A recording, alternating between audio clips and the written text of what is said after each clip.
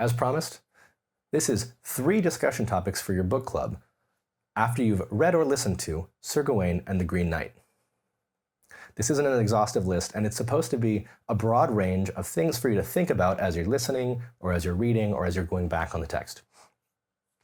Topic number 1, deception. As you're looking at the book, there are obvious places where Gawain is being deceived, but take a look at the whole thing and see if there are places where something seems a little bit off. It might seem a little bit more magical than you were expecting, and think about, is that just creative storytelling, or does the level of deception that Gawain is experiencing run deeper than the author tells you up front? Number 2, rules of the house. Take a look at, especially when Gawain is in Bertilac's castle and when he's in the court of King Arthur, what are some of the particular rules that stand out to you that people are trying to follow or trying to not transgress? See if you can find ones where there's a clear point of conflict between a rule that they're trying to follow and one that they're trying not to break at the same time. That's the central point of tension in this whole story, is that you can have overlapping sets of rules where you might break one while following another. So as you go through, it's good to look for this. Where are you finding rules that stand out to you that people are trying to either follow or not break or do at the same time? Number 3, what objects stood out to you in the poem?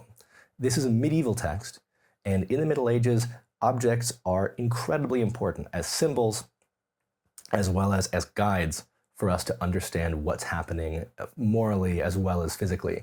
So take a look and take a listen and see what are the things that really stand out to you. What are some connotations that could come from them?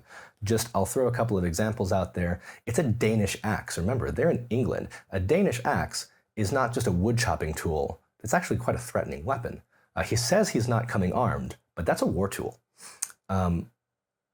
The hunt that happens in Bertilac's woods, he goes from hunting deer to hunting a boar to hunting a sort of a fox, right, as a symbol of trickery.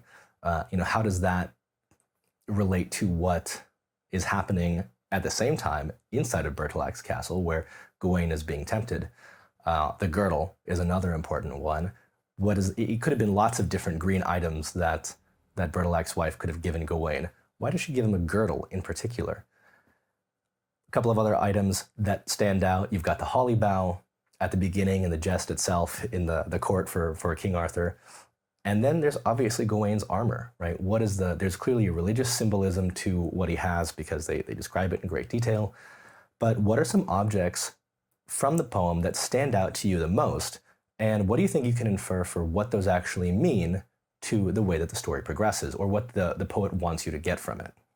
There we go. That's all 3 discussion topics that give you kind of a free-form way of approaching this beautiful, visual, sumptuous, and strange Christmas ghost story. So thanks, everybody.